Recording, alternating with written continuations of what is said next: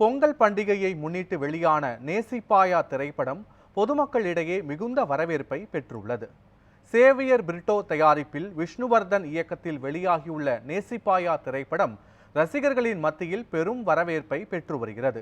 இந்த திரைப்படத்தில் நடிகர் ஆதர்வாவின் தம்பி ஆகாஷ் முரளி கதாநாயகனாக அறிமுகமாகியுள்ளார். இதில் அதிதி சங்கர், சரத்குமார், பிரபு, குஷ்பு உள்ளிட்டோர் முக்கிய வேடங்களில் நடித்துள்ளனர். இப்படத்திற்கு யுவன் சங்கர் ராஜா இசையமைத்துள்ள நிலையில் கேமரூன் எரிக் பிரைசன் ஒளிப்பதிவும் ஸ்ரீகர் பிரசாந்த் படத்தொகுப்பும் செய்துள்ளனர்.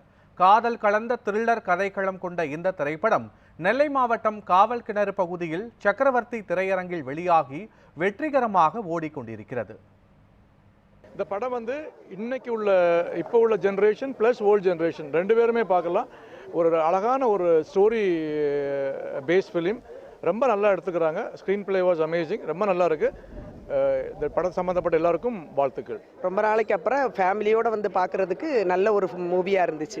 அவர் ஹீரோ ஃபஸ்ட்டு படம் மாதிரியே தெரியலை, நல்ல ரொம்ப எக்ஸ்பீரியன்ஸ் ஆனது மாதிரி.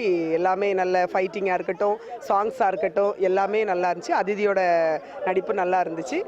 ஒரு நல்ல மூவி, நல்ல ஒரு என்டர்டெய்னர், ஃபேமிலியோடு பார்க்குறதுக்கு நல்ல ஒரு மூவி. படம் ரொம்ப நல்லா இருந்து, இவ்வளோ நாளைக்கு அப்புறம் இப்படி ஒரு லவ் ஸ்டோரி பார்த்து ரொம்ப என்ஜாய்மெண்ட்டாக இருந்து, அந்த படத்தை தயாரித்த சேவியர் பிரிட்டோ சார் அவங்களுக்கு ரொம்ப நன்றி சொல்லிக்கிறேன். இந்த படம் நல்லா பிடிச்சிருக்கு. ஆனால் நான் தியேட்டருக்கே வரமாட்டேன். ஆனால் எல்லாரும் சொன்னதை பார்த்து நான் எனக்கு ரொம்ப பிடிச்சிருக்குன்னா ரொம்ப பிடிச்சிருக்கு. ஃபேமிலியோடு பார்க்கலாம், எந்த இதுவுமே இல்லை, ஒரு அதாட்டு இல்லை, நல்ல சூப்பராக இருக்குது. நல்லா எல்லாரும் ஃபேமிலியோடு இருந்து பார்க்கணும். படம் ரொம்ப நல்லா இருந்துச்சுங்க. அதாவது காதல்காண்டி இந்த படத்தை பார்க்கலாம். அதே மாதிரி ஃபைட் சீன் ரொம்ப நல்லா இருந்துச்சு. ஃபைட் சீன் அவ்வளோமே ஒரிஜினல் ஃபைட்டு.